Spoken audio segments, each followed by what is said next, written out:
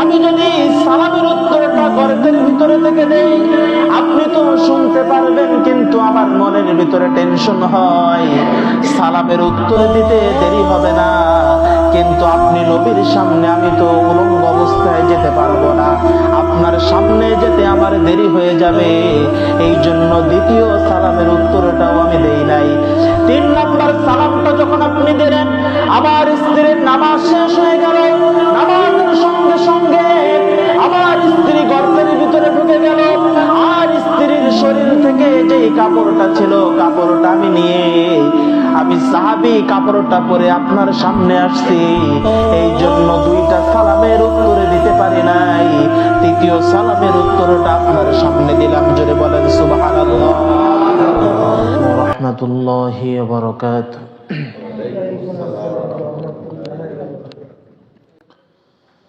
الحمد لله نحمده ونستعينه ونستغفره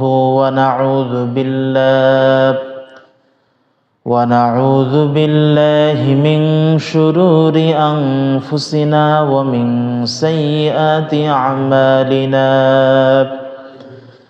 من يهده الله فلا مضل له ومن يضلله فلا هادي له. ونشهد أن لا إله إلا الله وحده لا شريك له. ونشهد أن سيدنا وحبيبنا ومولانا محمدا عبده ورسوله الذي يرسله بالحق بشيرا ونذيرا وداعيا إلى الله بإذنه وسراجا منيرا. فقد قال الله تعالى في كلامه المجيد وفرقانه الحميد. জবান খুলে পড়েন আউযু বিল্লাহি মিনাশ শাইতানির রাজীম. বিসমিল্লাহির রাহমানির রাহিম. ইন্নাস সালাতা তানহা আনিল ফাহশাই ওয়াল মুনকার. সাদাকাল্লাহুল আযীম. وقال النبي صلى الله عليه وسلم أول ما يحاسب به العبد يوم القيامة الصلاة أو كما قال عليه الصلاة والسلام. الحمد لله. আল্লাহ পাক রব্বুল আলামিনের দরবারে লাখো কোটি শুকরিয়া, যে মহান আল্লাহ পাক রব্বুল আলামিন আমাদেরকে দুনিয়ার সমস্ত ফিতনা ফাসাদ থেকে হেফাজত করে বাছাই করে দ্বীনের কিছু কথা বলা এবং শোনার জন্যে, আল্লাহ পাক রব্বুল আলামিনের হুকুম পবিত্র জুমার নামাজ আদায় করার জন্যে পৃথিবীর শ্রেষ্ঠ ঘর মসজিদে আসার বসার তৌফিক দান করেছেন। এজন্য অন্তরের অন্তঃস্থল থেকে শুকরিয়া আদায় করে বলি আলহামদুলিল্লাহ। দুরূদ ও সালাম প্রেরণ করছি সাইয়্যিদুল মুরসালিন রাহমাতুল লিল আলামিন, শফিউল মুযনিবিন, খাতামুন নবিয়্যিন, সাইয়্যিদুস সাহরাওয়াইন জনাবে মুহাম্মদুর রাসূলুল্লাহ সাল্লাল্লাহু আলাইহি ওয়াসাল্লামের উপর। সম্মানিত উপস্থিতি, কোনো ধরনের ভূমিকায় না গিয়ে আমরা সরাসরি আলোচনা শুরু করছি। আমরা আলোচনা শুরু করেছিলাম, একটি বছর আমাদের মাঝ থেকে চলে যাচ্ছে, নতুন একটি বছর আমাদের সামনে উপস্থিত হবে। সেই লক্ষ্যে 14টা কর্মসূচি সামনে নিয়ে আমাদের একটি বছর শুরু করতে হবে। তার ভিতরে প্রথমটা আমরা আলোচনা করেছিলাম। প্রথমটা আলোচনার যে বিষয়টা ছিল সেটা হচ্ছে একটি বছর আমরা শুরু করব, তার 1 নম্বর কর্মসূচি হচ্ছে তওবা। মনে আছে আপনাদের? তওবা দিয়ে আমরা একটি বছর শুরু করব। কেন? কারণ যে বছরটা আমরা শেষ করতে চলেছি, হাজারো লক্ষ গুনাহ আমাদের এই বছরে হয়ে গিয়েছে। আমরা সর্বপ্রথম আল্লাহর কাছে তওবা এবং ইস্তেগফার করব, যেন আল্লাহ পাক রব্বুল আলামিন এই 1 বছরের যত গুনাহ আমাদের হয়েছে সমস্ত গুনাহগুলি যেন আল্লাহ মাফ করে দেন, এবং যে সামনে যে বছরটা আমাদের আসতেছে এই বছরটা যেন গুনাহ মুক্তভাবে হায়াতের সঙ্গে, উত্তম হায়াতের সঙ্গে গুনাহ মুক্তভাবে যেন আল্লাহ আমাদের কাটানোর তৌফিক দান করেন, বলেন আমিন। সেটা ছিল আমাদের 1 নম্বর কর্মসূচি। 14টা কর্মসূচি 2 নম্বর হচ্ছে নামাজ। 2 নম্বরে কি? নামাজ। এই 1 বছরের ভিতরে আমাদের অসংখ্য অগণিত নামাজ কাজা হয়েছে, ইচ্ছায় হোক অনিচ্ছায় হোক। আবারও অনেক বান্দা আছে যারা সারা বছরের ভিতরে শুধু জুমার নামাজ ছাড়া পড়ে নাই। আবারও অনেক বান্দা এমন আছে যারা বছরের ভিতরে শুধু 2টা ঈদের নামাজ পড়ে, আর কোনো নামাজ তারা পড়ে না। আছে না নাই? এজন্য যত নামাজ আমরা কাজা করেছি, কামাই করেছি, আমাদেরকে বছরের শুরুতে নিয়ত করতে হবে যাতে আগামী যে বছরটা আমাদের আসতেছে এই সারাটা বছরের ভিতরে যেন 1 ওয়াক্ত নামাজও আমাদের কাজা না হয়ে যায়। 5 ওয়াক্ত নামাজ যেন আমরা জামাতের সঙ্গে আদায় করতে পারি। এজন্য 14টা কর্মসূচির 2 নম্বর কর্মসূচি হচ্ছে আমরা নিয়ত করব যে আমরা 1 ওয়াক্ত নামাজও আর কাজা করব না। রাজি আছেন ইনশাআল্লাহ? আল্লাহর নবী সাল্লাল্লাহু আলাইহি ওয়াসাল্লাম হাদিস শরীফের ভিতরে বলেন, আউয়ালু মা ইউহাসাবু বিহিল আবদু ইয়াউমাল কিয়ামাতিস সালাহ। আল্লাহ পাক রব্বুল আলামিন কিয়ামতের দিন যে হিসাব নিকাশ বান্দার সঙ্গে তিনি করবেন, তার ভিতরে হিসাবের তালিকায় সর্বপ্রথম আল্লাহ পাক নেবেন নামাজের হিসাব। কিসের হিসাব? নামাজের হিসাব নেবেন। শুধুমাত্র তাই নয়, নবীজি সাল্লাল্লাহু আলাইহি ওয়াসাল্লাম বলেছেন, বাইনাল আবদি ওয়াল মুমিনি তারকুস সালাহ। একজন মুমিন বান্দা আর একজন মুনাফিক অথবা কাফের বান্দার ভিতরে পার্থক্য হলো নামাজ। এজন্য আল্লাহ পাক রব্বুল আলামিন নামাজের ব্যাপারে অসংখ্য অগণিত আয়াত নাজিল করেছেন। আমরা সারা দিন কত ধরনের কত কাজ করে থাকি। সকালবেলায় যখন অফিসে যাচ্ছি, আমাকে 8টার দিকে ঘুম থেকে উঠতে হবে, মোবাইলে অ্যালার্ম দিয়ে রাখছি, অথবা স্ত্রীকে বলে রাখছি যে আমাকে 8টার দিকে অফিসে যাওয়া লাগবে, তুমি আমাকে 7:30টায় ডেকে দিবা। তাহলে অফিসের গুরুত্ব আপনার কাছে আছে, কিন্তু আপনাকে যে ফজরের নামাজে উঠতে হবে, নামাজ 5 ওয়াক্ত আপনার উপরে ফরজ করা হয়েছে, আপনাকে যে ফজরে উঠতে হবে এটার ব্যাপারে কি আপনার ফোনে কোনো অ্যালার্ম আছে? আপনি কি কাউকে বলে রেখেছেন যে তুমি যখন নামাজে উঠবা তখন আমাকে ফোন দিবা? বলেন নাই। কেন? কারণ আপনার কাছে নামাজের মূল্য নাই, আপনার কাছে চাকরির মূল্য আছে। নামাজটা যে আল্লাহ পাক রব্বুল আলামিন আমাদের জন্য একটা ডিউটি হিসাবে দিয়েছেন।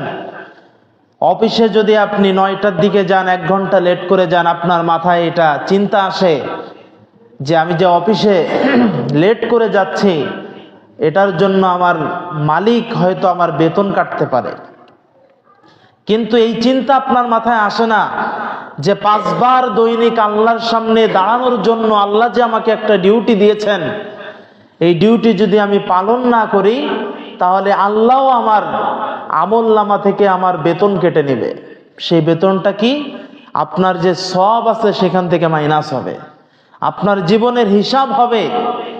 পদে পদে আল্লাহ পাক আপনার জীবনের হিসাব নেবেন। এটা তো দৈনিক নামাজের কথা বললাম, কিন্তু আমাদের সমাজের ভিতরে যেমন দৈনিক নামাজের লোকও আছে, আবার কিছু কিছু মুসল্লি আছে যারা দৈনিক নামাজ পড়ে না, সাপ্তাহিক নামাজ পড়ে, আছে না? নামাজের অনেক প্রকার আমরা বের করি, কিন্তু নবীজি সাল্লাল্লাহু আলাইহি ওয়াসাল্লামও হাদিস শরীফের ভিতরে 5 প্রকার নামাজের কথা বলেছেন। জোরে বলেন, কয় প্রকার? 5 প্রকার। 1 নম্বরে নবীজি বলেন, নামাজি ব্যক্তির 1 নম্বর হচ্ছে মুআকাব, অর্থাৎ শাস্তিপ্রাপ্ত নামাজি। যারা মাঝে মাঝে নামাজ পড়ে আবার মাঝে মাঝে নামাজ ছেড়ে দেয়, এদেরকে নবীজি বলেছেন মুআকাব, শাস্তিপ্রাপ্ত নামাজি। এদের নামাজে যে নামাজের ভিতরে গ্যাপ করেছে এটার জন্য এদের শাস্তি হবে। 2 নম্বর নবীজি বলেন মুহাসাব, যারা নামাজ ঠিকই আদায় করে কিন্তু দুনিয়ার সমস্ত হিসাব নিকাশ সবকিছু হয় এদের নামাজের ভিতরে। দেখবেন এক শ্রেণীর মানুষ আছে, যত ব্যবসা বাণিজ্যর কথা সব মসজিদে এসে বলে, আছে না নাই? জমি জায়গা নিয়ে ঝামেলা মসজিদে এসে বলছে, আবার সমস্ত হিসাব কিতাব তাদের নামাজের ভিতরে হয়। আমি একটা ঘটনা প্রায় প্রায় বলে থাকি, আপনারাও জানেন। একজন ইমাম সাহেব নামাজ পড়াচ্ছেন, 4 রাকাত নামাজের জায়গায় নামাজ পড়িয়েছেন 3 রাকাত। মুসল্লিরা টের পায়নি, অল্প মুসল্লি ছিল, টের পায়নি। ইমাম সাহেবও বুঝতে পারেন নাই যে আমার 4 রাকাত নামাজের জায়গায় আমার নামাজটা 3 রাকাত হয়ে গেছে।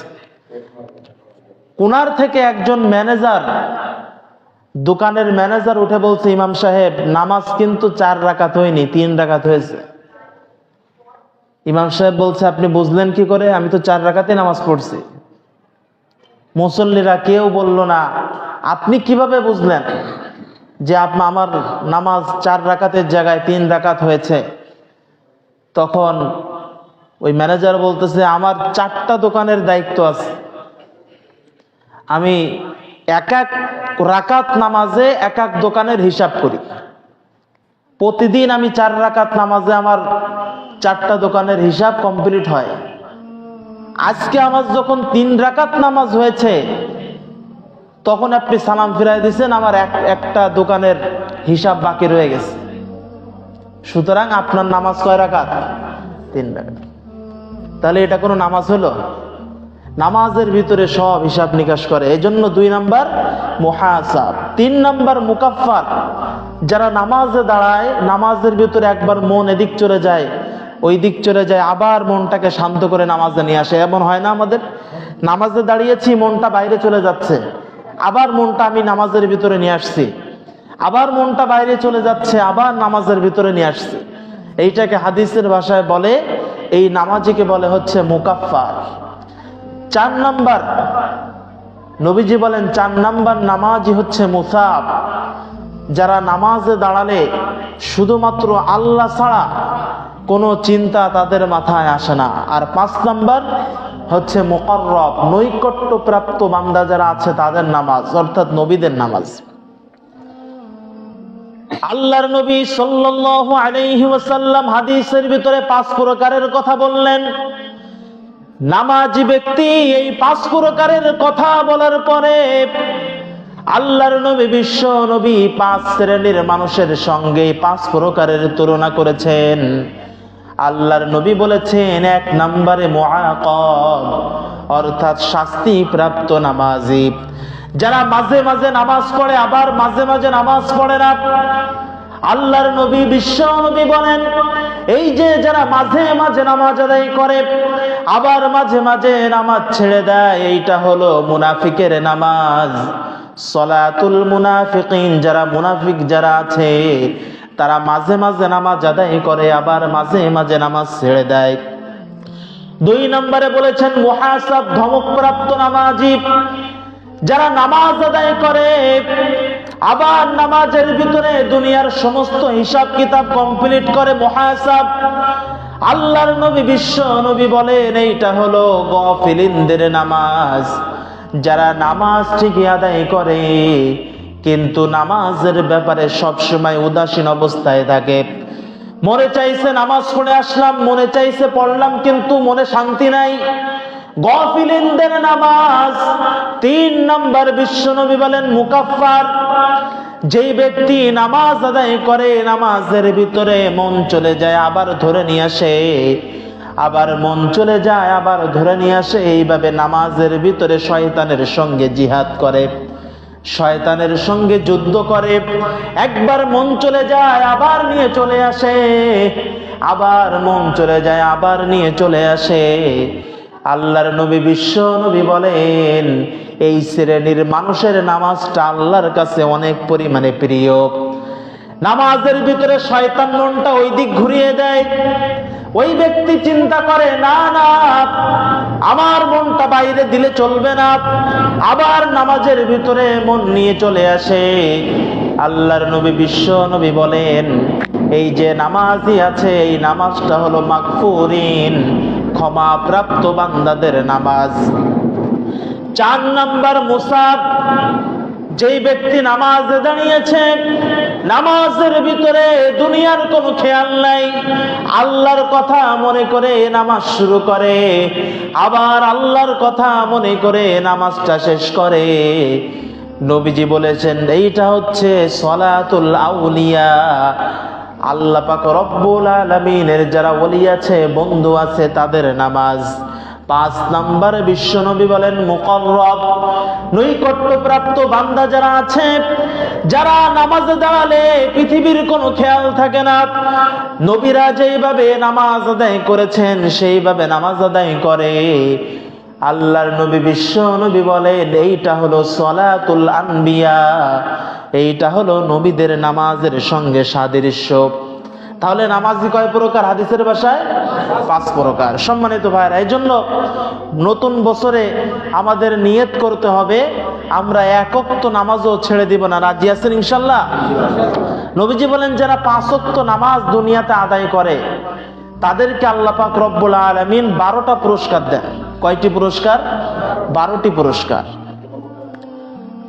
1 নাম্বার পুরস্কার হচ্ছে নবীজি সাল্লাল্লাহু আলাইহি ওয়াসাল্লাম বলেন যারা 5 ওয়াক্ত নামাজের ব্যাপারে যত্নবান হয়, আল্লাহ পাক রব্বুল আলামিন তাদেরকে নিজ দায়িত্বে, নিজ জিম্মায় আল্লাহ তাদেরকে জান্নাতে প্রবেশ করান। জোরে বলেন সুবহানাল্লাহ। নবীজি বলেছেন খামসু সালাওয়াতিন কাতাবাহুন্নাল্লাহু আলাল ইবাদ। 5 ওয়াক্ত নামাজ আল্লাহ বান্দার উপরে ফরজ করেছেন। ফামান জাআ বিহিন্না লাম ইউদাইয়া মিনহুন্না শাইআন ইস্তিগফাফান বিহাক্কিহিন্না। যে ব্যক্তি কোন ধরনের কোন অলসতা না করে 5 ওয়াক্ত নামাজ হক আদায় করে কানা লাহু ইনদাল্লাহি আহদুন আইয়ুদখিলাহুল্লাহুল জান্নাহ। নবীজি বলেন এই ব্যক্তির জন্য আল্লাহর কাছে একটা প্রতিশ্রুতি আছে, সেইটা হচ্ছে আল্লাহ নিজে তাকে জান্নাতে প্রবেশ করা।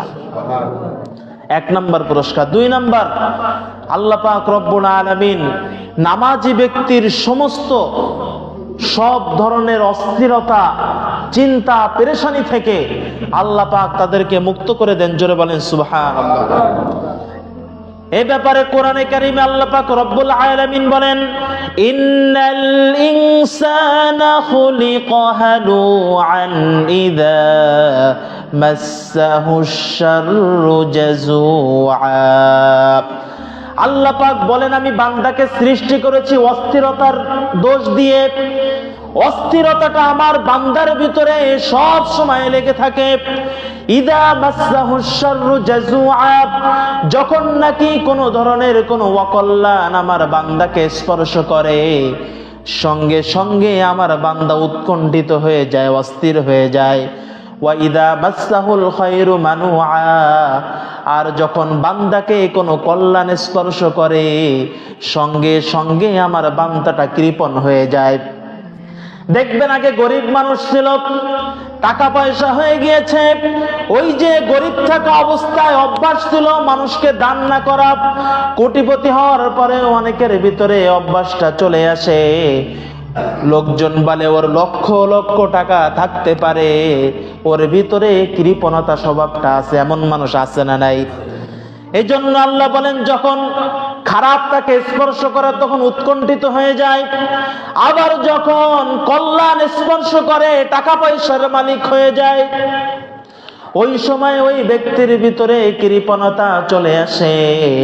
আল্লাহ পাক বলেন কিন্তু এক শ্রেণীর মানুষ দুনিয়ার ভিতরে আছে যাদেরকে কোনো কৃপণতা স্পর্শ করতে পারে না, যাদেরকে অস্থিরতা স্পর্শ করতে পারে না, দুশ্চিন্তা স্পর্শ করতে পারে না, সব ধরনের টেনশন থেকে আল্লাহ পাক তাদেরকে মুক্ত করে দেন। সেই কথাই আল্লাহ পাক কোরআনে কারীমের ভিতরে বলে দিয়েছেন। শোনো শোনো তারা কারা? আল্লাহ পাক বলেন ইল্লাল মুসাল্লিনাল্লাযীনা হুম আলা সালাতিহিম দাইমুন। জোরে বলেন আল্লাহু আকবার, আর জোরে আল্লাহু আকবার। আল্লাহ পাক বলেন যারা মুসল্লি, যারা নামাজ আদায় করে, নামাজের ব্যাপারে যত্নবান হয়, কোন ধরনের টেনশন তাদেরকে স্পর্শ করতে পারবে না, দুশ্চিন্তা তাদেরকে স্পর্শ করতে পারবে না। কারণ বান্দা যখন দুশ্চিন্তায় পড়ে দুনিয়ার কারোর কাছে চায় না, চায় কার কাছে? আর আসতে বলেন আল্লাহর কাছে যায়। এজন্য নামাজি ব্যক্তির 2 নম্বর পুরস্কার হচ্ছে সব ধরনের অস্থিরতা, টেনশন, পেরেশানি থেকে আল্লাহ তাকে মুক্ত করে দেন। 3 নম্বর, আল্লাহ পাক ঘোষণা দিচ্ছেন যারা নামাজকে হক আদায় করে তাদেরকে কোনো ধরনের অশ্লীলতা, অপছন্দনীয় কাজ তাদেরকে স্পর্শ করতে পারে না। আল্লাহ পাক এই ব্যাপারে কোরআনে কারীমের ভিতরে বলেন ইন্নাস সালাতা তানহা আনিল ফাহশাই ওয়াল মুনকার। নিশ্চয় নামাজ অশ্লীলতা থেকে হেফাজত করে, অস্থির কাজ থেকে হেফাজত করে নামাজ। কিন্তু আমরা দেখতে পাই সমাজের ভিতরে নামাজ পড়ে আবার সুদ খায়, নামাজ পড়ে আবার ঘুষ খায়, নামাজ পড়ে আবার সব ধরনের অন্যায় কাজ করে। এমন মানুষ আমার সমাজে আছে না নাই? জোরে বলেন আছে না নাই? এদের নামাজ কি কবুল হয় আল্লাহর কাছে? কবুল হয় না। এজন্য 3 নম্বর পুরস্কার হচ্ছে যে ব্যক্তি নামাজ আদায় করবে আল্লাহ তাদেরকে সব ধরনের অশ্লীল কাজ থেকে, অপছন্দনীয় কাজ থেকে হেফাজত করবেন। 4 নম্বর পুরস্কার নামাজি ব্যক্তির, যারা নামাজকে যত্ন সহকারে আদায় করে আল্লাহ তাদের এই নামাজের ভিতরে সব ধরনের এই যে সময় আমরা পাই, ফজরের থেকে জোহর পর্যন্ত মাঝখানে একটা সময় আছে না? জোহরের থেকে আসর, আসরের থেকে মাগরিব, মাগরিব থেকে ঈশা, মাঝখানে যে সময়টুকু আমরা নামাজের বাহিরে থাকি, এই সময়ের ভিতরে যদি কোনো সগীরা গুনাহ হয়ে যায় আল্লাহ পাক নামাজের বদৌলতে সেই গুনাহগুলিকে মাফ করে দেন। জোরে কোন সুবহানাল্লাহ। শুধুমাত্র তাই নয়, গত জুম্মা আমরা আদায় করেছি, আবার এই জুম্মা আমরা আদায় করছি। এই যে এক জুম্মা থেকে আরেক জুম্মা আমরা আদায় করলাম, এই এক জুম্মা এবং আরেক জুম্মার মাঝখানে যে সময়টুকু আছে, যে ব্যক্তি নামাজে যত্নবান হয়, মাঝখানে যত সগীরা গুনাহ হয় সমস্ত সগীরা গুনাহ আল্লাহ মাফ করে দেন। সুবহানাল্লাহ বলবেন না? তাহলে নামাজি ব্যক্তির 4 নম্বর পুরস্কার এটা। 5 নম্বর পুরস্কার, যে ব্যক্তি নামাজ যত্ন সহকারে আদায় করে আল্লাহ পাক দুনিয়া এবং আখিরাতে তার মর্যাদাকে বাড়িয়ে দেন। দলিল, নবীজি সাল্লাল্লাহু আলাইহি ওয়াসাল্লামের একজন সাহাবী ছিলেন গোলাম সাওবান রাদিয়াল্লাহু আনহু। এই সাওবান রাদিয়াল্লাহু আনহুর কাছে একজন এসে বলছে, হে আল্লাহর নবীর সাহাবী, আপনি তো নবীজির কাছে দীর্ঘদিন ছিলেন, আপনি আমাকে এমন একটা আমলের কথা বলে দেন যে আমলটা আমি যদি সব সময় করি আল্লাহ পাক আমাকে দুনিয়াতে মর্যাদা বাড়িয়ে দিবেন এবং আমাকে জান্নাত দান করবেন। হযরতে সাওবান রাদিয়াল্লাহু আনহু বলেন, তুমি আমাকে যেই প্রশ্নটা করলে এই একই প্রশ্ন আমি বিশ্ব নবীর কাছেও করেছিলাম। নবীজি আমাকে তখন উত্তর দিয়েছিলেন, আলাইকা বিকাসরাতিস সুজুদ।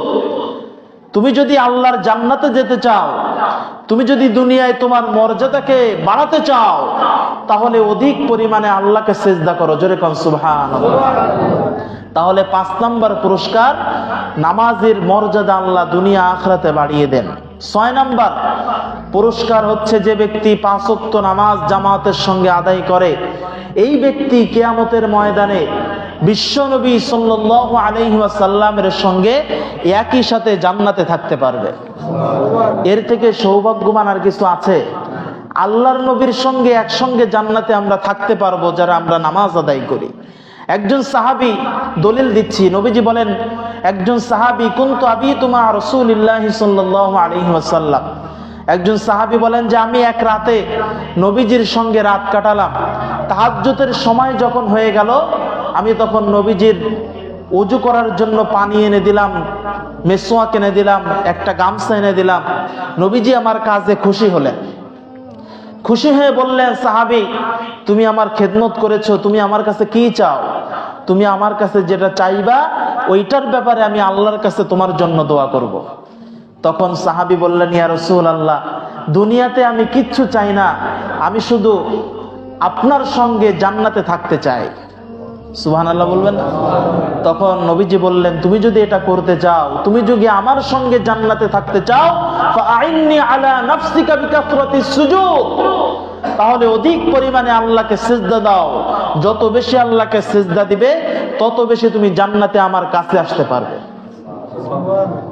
6 নাম্বার গেল। 7 নাম্বার, যে ব্যক্তি নামাজ আদায় করার জন্য মসজিদে হেঁটে হেঁটে যায়, আল্লাহ পাক রব্বুল আলামিন, এই যে কষ্ট করে আপনারা গোসল করে বাসার থেকে হেঁটে হেঁটে আসলেন, আপনাদের কি কোনো সওয়াব হয়নি?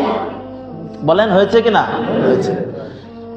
আল্লাহর নবী বিশ্ব নবী হাদিস শরীফের ভিতরে বলেন, মান তাতাহহারা ফি বাইতিহি সুম্মা মাশা ইলা বাইতিম মিন বুয়ুতিল্লাহ, যেই ব্যক্তি আল্লাহর ঘরে মসজিদের জন্য নামাজ আদায়ের জন্য পায়ে হেঁটে বের হয়, ঘরে থেকে পবিত্র হয়ে উজু করে যেই ব্যক্তি হেঁটে হেঁটে মসজিদে আসে, আল্লাহর নবী বিশ্ব নবী বলেন, 2টা পা দিয়ে হেঁটে হেঁটে মসজিদের দিকে যেই ব্যক্তি আসবে, এই ব্যক্তির ব্যাপারে আল্লাহ পাক রব্বুল আলামিন 2টা সিদ্ধান্ত নেন। 1 নাম্বার, কদম ফেলানোর সঙ্গে সঙ্গে এই ব্যক্তির যত সগীরা গুনাহ তার জীবনে আছে, একটা কদম ফেলার সঙ্গে সঙ্গে একটা করে গুনাহ মাফ হতে থাকে।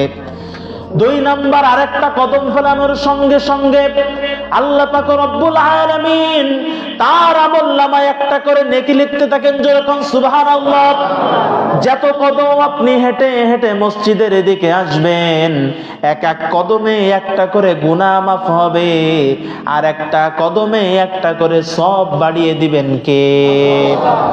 8 নাম্বার পুরস্কার, বিশ্বনবী বলেন, মান গাদা ইলাল মসজিদি আও রাহাত, যেই ব্যক্তি সকাল সন্ধ্যা মসজিদে যায়, আ'আদাল্লাহু লাহু নুজুলাহু মিনাল জান্নাত, সেই ব্যক্তির জন্য আল্লাহ পাক রব্বুল আলামিন জান্নাতের ভিতরে নিজে মেহমানদারির ব্যবস্থা করে দেয়। 9 নাম্বার, বিশ্বনবী বলেন, যারা নামাজ আদায় করে 5 ওয়াক্ত নামাজ, আল্লাহর নবী বিশ্বনবী বলেন, নিয়মিত নামাজ যারা আদায় করে, সব সময় এদের জন্য আল্লাহর ফেরেশতারা 2টা দোয়া করতে থাকে। বিশ্বনবী বলেন, আল মালাইকাতু তুসাল্লি আলা আহাদিকুম মা দামা ফি মুসাল্লাহু, যতক্ষণ নামাজি ব্যক্তি নামাজের অপেক্ষায় থাকে ততক্ষণ পর্যন্ত ফেরেশতারা তাদের জন্য 2টা দোয়া করে।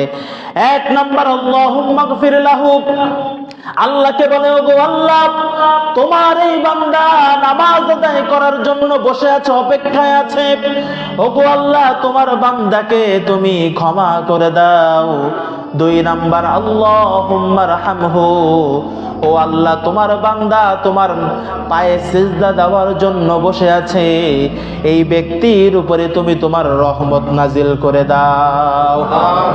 10 নাম্বার, যে ব্যক্তি নামাজের জন্য অপেক্ষা করতে থাকে, নামাজ আদায় করে, বিশ্ব নবী বলেন, যতক্ষণ পর্যন্ত এই ব্যক্তি নামাজের অপেক্ষা করতে থাকে ততক্ষণ পর্যন্ত ওই ব্যক্তির গুনাহ মাফ হতে থাকে।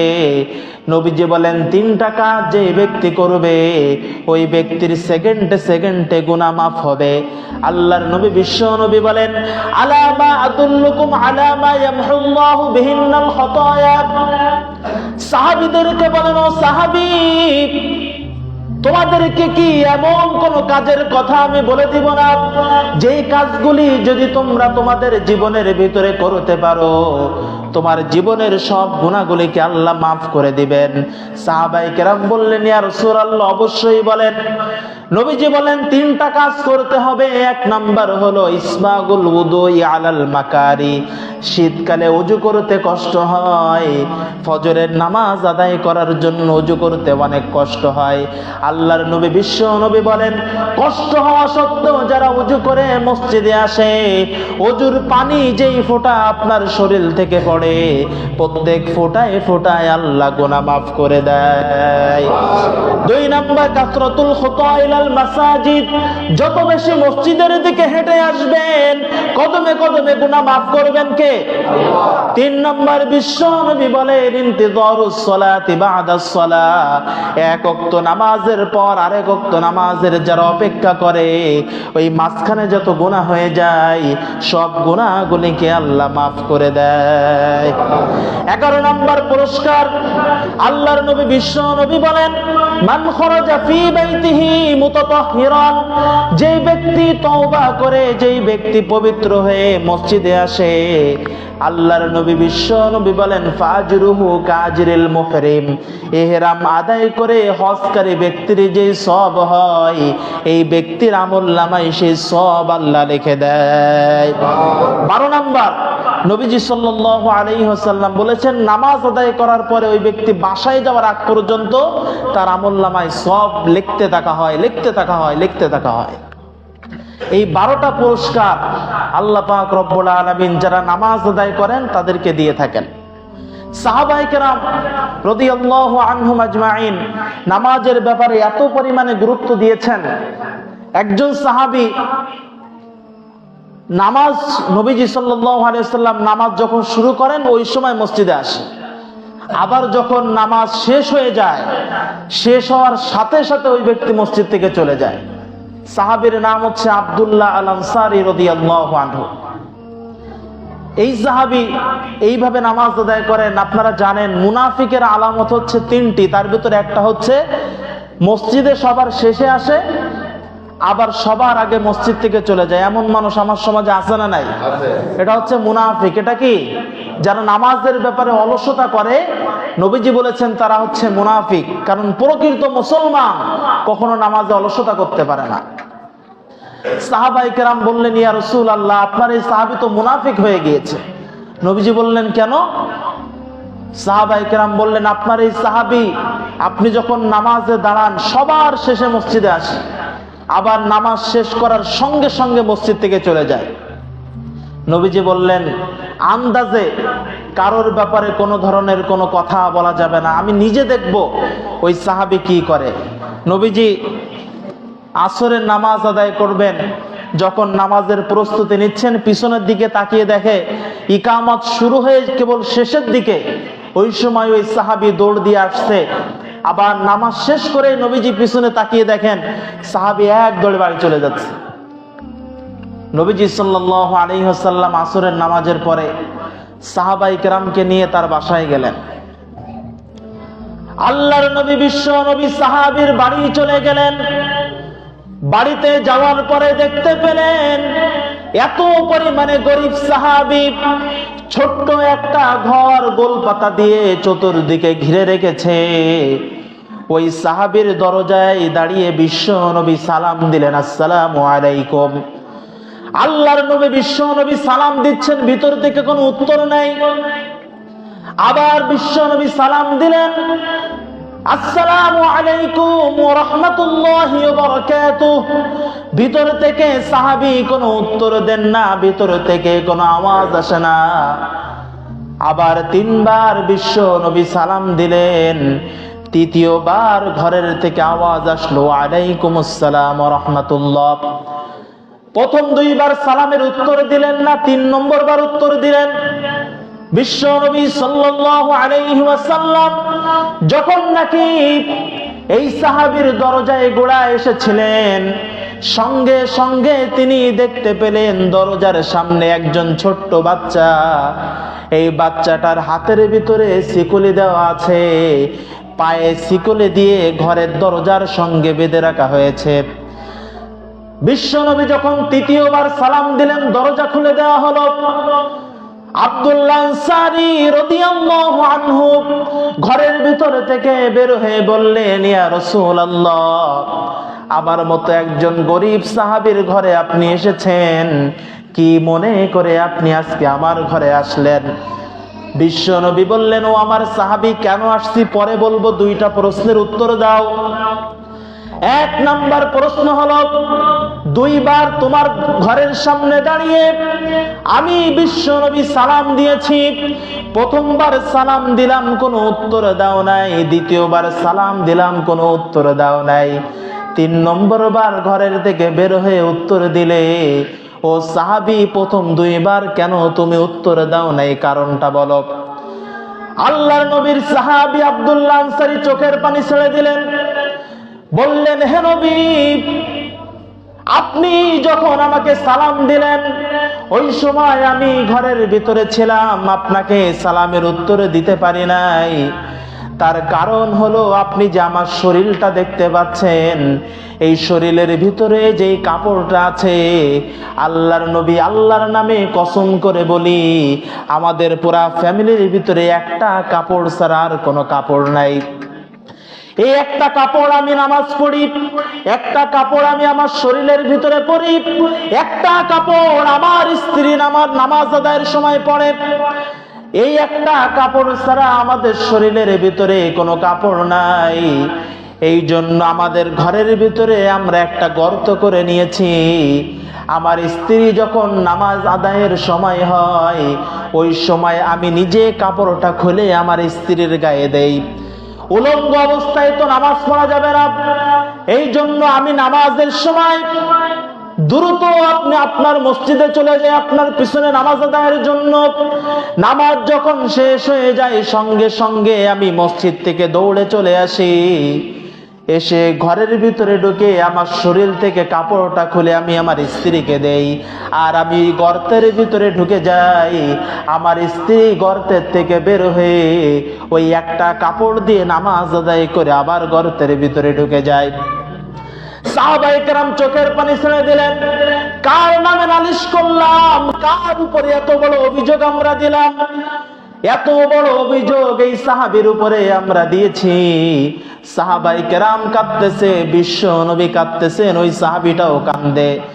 আল্লাহর নবী বিশ্ব নবী বললেন, সালামের উত্তর কেন দিলেন না? সাহাবী বললেন, ইয়া রাসূলুল্লাহ, আপনি যখন প্রথম সালামটা আমাকে দিয়েছেন ওই সময় আমি গর্তের ভিতরে ছিলাম, আমি তো উলঙ্গ অবস্থায় আপনার সামনে আসতে পারবো না। এই জন্য আমার স্ত্রী যেহেতু নামাজ আদায় করছিল, আমার কাপড়টা ওর শরীরের ভিতরে ছিল। দ্বিতীয় সালাম যখন আপনি দিয়েছেন ওই সময় আমার স্ত্রীর নামাজ কেবল শেষের দিকে,